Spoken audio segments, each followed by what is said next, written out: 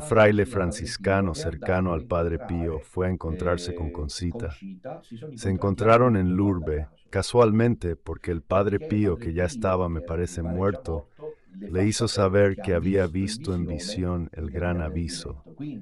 Entonces, cuando la Madonna dijo que el Padre Pío verá el gran aviso, quería decir en visión, no en la realidad. Con Padre Pío es difícil, pero en realidad los tradicionalistas lo entienden, que no lo pueden tocar, no lo invocan, no le rezan a Padre Pío. Sabes, Gabriele, es Satanás quien se ha introducido en la iglesia y pronto vendrá a gobernar una falsa iglesia. No es que lo haya dicho, no podría haberlo dicho Padre Pío. No habría sido más Padre Pío, y todos tendríamos que habernos alejado. No es que haya dicho que es Satanás quien se ha introducido en la iglesia y vendrá a gobernarla, porque esto habría puesto en juego la indefectibilidad de la iglesia, la santidad de la iglesia, la presencia permanente de la iglesia, porque la iglesia es santa, una, santa, católica y apostólica. Santa. Pero si es Satanás quien gobierna, ¿qué iglesia es santa?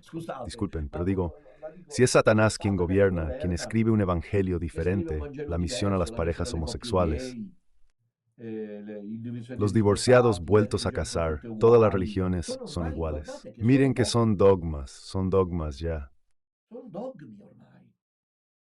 En América Latina, en los Estados Unidos, en gran parte del norte de Europa, ya no son bendiciones. Era lo que querían, son matrimonios. Con todo y confeti, y el abominar porque va abiertamente en contra del Evangelio de Cristo. ¿Cómo podría ser también una iglesia católica? Si hay indefectibilidad, y entonces digo algo que quizás nunca he precisado, a pesar del sufrimiento, sobre todo porque no esperaba esta rebelión. Benedicto XVI no entregó inmunidades exactamente por esto. Intentemos reflexionar sobre lo que quiero decir. Si se hubiera tratado solo de resolver en términos puramente canónicos y legales la cuestión, dicho esto, si se hubiera sido inteligente, habría tomado otras decisiones, no esta drástica. Es la elección del Antiguo Testamento que ahora les leo. Estamos en el segundo libro de los Macabeos. Se leen los escritos del profeta Jeremías. Esta es la palabra de Dios. Como les ordené a los que fueron llevados al exilio que tomaran el fuego sagrado, el que ardía en el templo, que se dice que dio advertencias a estos sirios y les entregó la ley para que no se olvidaran de los preceptos del Señor y no se desviaran al ver los ídolos de oro y plata y sus adornos. Y con otras municiones similares les exhortaba a no rechazar de su corazón la ley. Y en el mismo escrito estaba como el profeta, por aviso dado por Dios, Jeremías, ordenó que el tabernáculo y el arca lo acompañaran hasta que llegó al monte donde Moisés subió y vio la herencia de Dios, el monte Nebo. Y al llegar Jeremías encontró una cueva y allí guardó dentro del tabernáculo el oro y el altar de los inciensos y nuestros regresos. ¿Entiendes lo que todo esto significa para nuestros tiempos? Benedicto XVI, iluminado por Dios, lo entendió, lo supo. ¿No? Lo entendió, lo supo. Seguramente por revelación privada, porque los papas muchas veces han sido visitados, como León XIII, Pío X y otros, San Pío V, por visiones particulares en ciertas circunstancias históricas difíciles. Supo que se acercaba la falsa iglesia, que todos pensarían que era la iglesia católica. ¿Qué hizo? Hizo como Jeremías, tomó el munus y lo escondió. Munus no está default. Está ocupado, porque ahora la mayoría de los cardenales son bergoglianos, así que no pueden. Solo podemos esperar, en esto espero y rezo que suceda, que 3 cardenales de nombramiento pre-bergogliano. Antes del cónclave, yo estas cosas a los amigos del último trabajo se las he dicho, así que no pueden decir que no las he mencionado. Si 3 cardenales antes del cónclave, porque luego si entran, ¿qué hacemos? Me tengo que sentir decir que puede ser que, sin embargo, Benedicto XVI escribió un documento que ellos no pueden. No, esta es una historia de espías. La iglesia no es Sherlock Holmes. Benedicto XVI hizo otra cosa, hizo indisponible de manera radical el munus petrino, para demostrar exactamente esto, que esa no es la iglesia católica. Porque una iglesia donde no está el munus no es la iglesia católica, es una iglesia sectaria, es la iglesia de Bergoglio, es la iglesia de los masones, es la iglesia de Satanás, pero no es la iglesia católica porque falta el munus petrino. Benedicto XVI, me gusta esta imagen. María, mía. Benedicto XVI, a pesar de sus gobiernos, hizo como Jeremías. Frente al asalto de los babilonios, a tiempo tomó lo que importaba y lo hizo inaccesible para los enemigos. Lo puso allí, dentro de una cueva, que nadie, dice el Tesosacro, sabía ya dónde estaba. Luego Dios. Atención que la iglesia es de Jesucristo. La iglesia no es nuestra, no es un consorcio humano, no es una granja a disposición del último que llega porque cree tener la idea clara. Es de Dios, es de Jesucristo. Entonces, este mulus, lo pongo si se hizo como Jeremías, lo tomó para enfrentarse al asalto final de los enemigos, lo tomó y lo escondió. Y lo ha escondido, dejando que Dios actúe. No es que, por ejemplo, porque quisiera saber quién es hasta ahora, por ejemplo, Radio Giseman, que de esas partes de quien ahora se ha separado de nosotros, era alabado, elogiado, porque él habría revelado. ¿Quién revela? Benedicto XVI, finalmente puedo decirlo con cierta libertad. Yo creo que nunca se ha fiado de Heiswein, le dijo a Emen. Fayette, mi autoridad llega hasta ese umbral. De hecho, Heiswein habla, de hecho, Heiswein está callado, de hecho, Heiswein fue enviado a los países bálticos y está allí y nada más. No, Beto Sesi no ha hablado con nadie sobre el motivo profundo de la elección, quién era, que están llegando los enemigos, qué es lo que debe ser salvado de inmediato. El tesoro, mi tesoro, ¿qué es? ¿Qué es el tesoro que debía ser salvado para que todos entendieran? Esto es lo que hizo Benedicto XVI. Es una luz más que hoy Benedicto XVI hizo esto para mostrar a todos. Les harán creer que todavía es la Iglesia Católica, pero yo he escondido los munus. Yo los munus, ¿y por qué no se los di? ¿Por qué elegí esto? Porque entendiste que ellos son los fundadores de la falsa iglesia de las tinieblas. Ahora, en algún lugar encuentran tiempo para cuestionarme que estas reflexiones sobre la falsa iglesia son proféticas y místicas.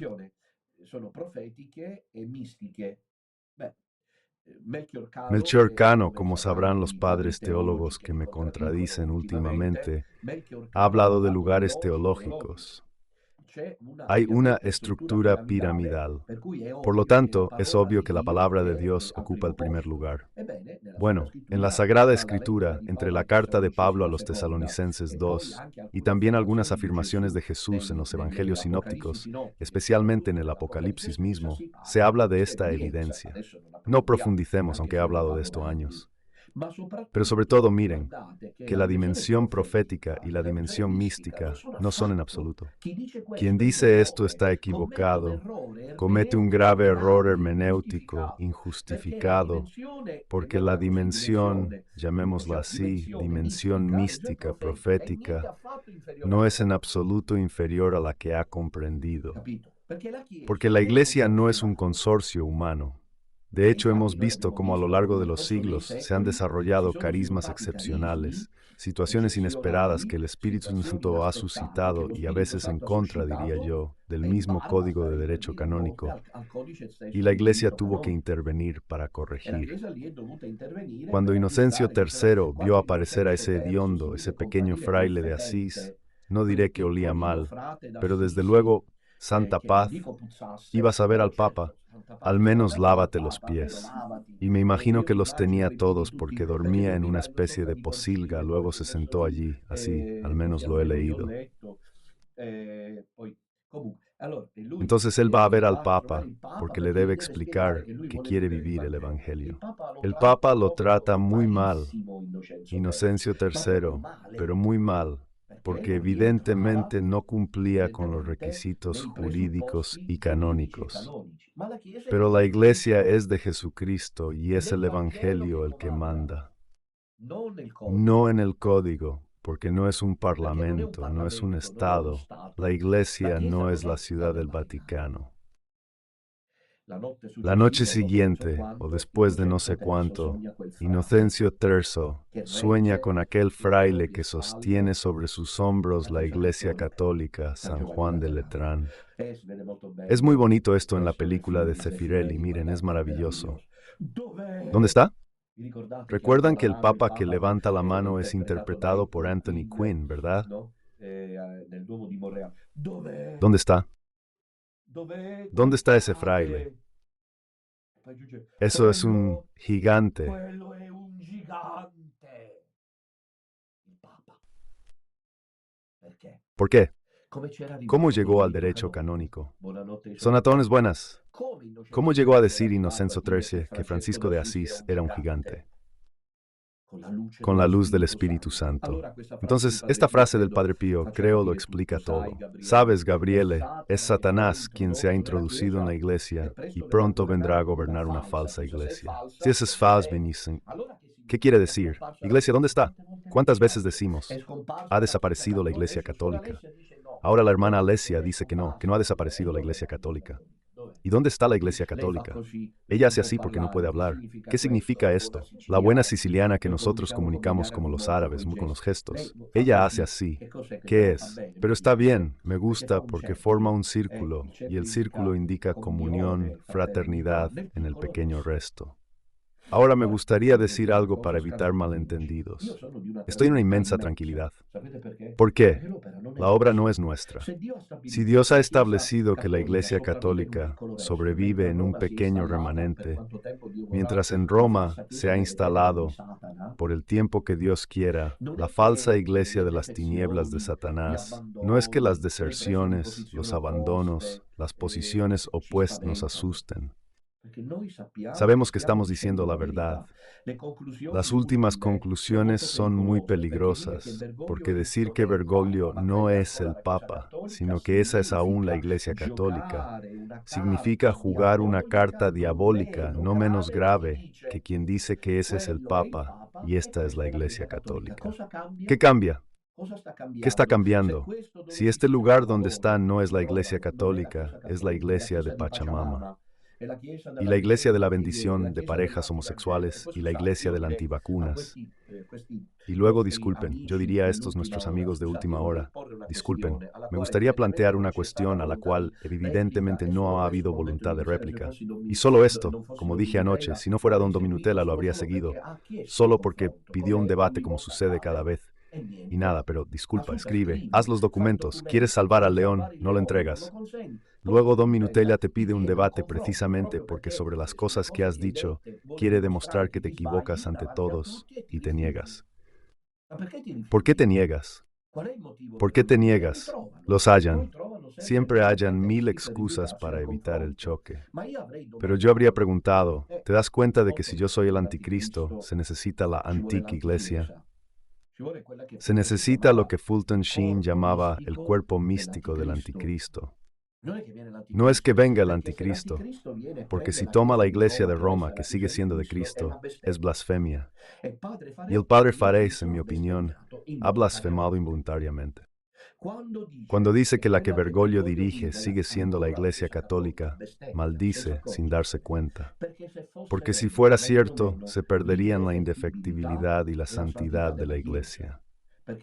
Iglesia de Cristo no puede llevar antimaría. ¿O me equivoco dentro de la Basílica de San Pedro? No. No es que pongamos, no sé si estos últimos se habrán cegado los dos, no lo sé. No es que pongamos que es un antipapa, pero el status quo doctrinal, dogmático, esencialmente permanece el mismo. Porque, como yo también entiendo un poco, quisiera decir que al examinar a los cardenales que se convirtieron en falsos papas, antipapas, sustancialmente, aparte de alguna rarísima excepción, pero sin nada de sorprendente, en cambio los papas válidos han creado problemas. Pero los antipapas, quizás precisamente porque sabían que no lo eran, amaban el status quo, disfrutar, ¿entienden? Y se centraba más en los aspectos políticos, en los aspectos diplomáticos, la relación con los estados, pero el aspecto dogmático, doctrinal y moral no se ha tocado. En cambio, con Bergoglio hay un subvertimiento anticristiano, hay un evangelio que contradice ese. Mateo dice en 9:9, quien repudia a su esposa y se casa con otra, comete adulterio. Amor, alegría, comunión para los divorciados y los separados. ¿Cómo decir que sigue siendo la Iglesia Católica? Y me da pena que haya gente que se ha dejado atrapar y al final me preguntan, incluso hasta ayer en Bolonia, esto lo quiero decir. Concluyo y luego les dejo espacio para las llamadas. Quiero decirles esto. Hasta ayer en Bolonia me dijeron, padre, pero no se puede encontrar un acuerdo, evitar el enfrentamiento. Disculpen. Mientras tanto, yo no he creado nada de esto. Me lo encontré en el camino, porque si el padre hubiera venido a encontrarme antes, no habría pasado todo esto. Habríamos encontrado la manera de decir tú por lo tuyo y yo por lo mío. No creemos problemas. Entre la gente, paciencia. Y luego pedí un enfrentamiento público después de que estalló, no por mi voluntad, todo este problema y el enfrentamiento público es negado por el sacerdote. Entonces, ¿qué hago? Debería, para evitar el choque y la división, aceptar que esta sigue siendo la Iglesia de Jesucristo. Disculpen, es un punto innegable para mí decir que la que Bergoglio dirige no es la Iglesia Católica. Y este es un punto decisivo. El diablo ha lanzado un ataque, en mi opinión, sin precedentes, pero le está yendo bastante mal. Uno de sus grandes méritos. Don Ramón, no, primero Fra Celestino, porque aunque hubo los primeros rumores, la respuesta de esta parte fue pan con pan y vino con vino. La primera fue la homilía de Fra Celestino, por la cual se exigieron disculpas. Pero él dijo lo que pensaba. ¿Por qué pedir disculpas? Uno que en la homilía dice lo que piensa, pide disculpas. Fra Celestino nunca ha faltado al respeto a nadie. De hecho, justificaría hasta al diablo si pudiera hacerlo. Luego nos ayudó don Ramón con lo que dijo el sábado por la noche, pero sobre todo don Enrico, que anticipó estos movimientos. Don Enrico Sampio Hayes anticipó estos movimientos, lo puso por escrito, frente a un distraído, no Minutella, distraído, atención. ¿En qué términos? Son todos buenos.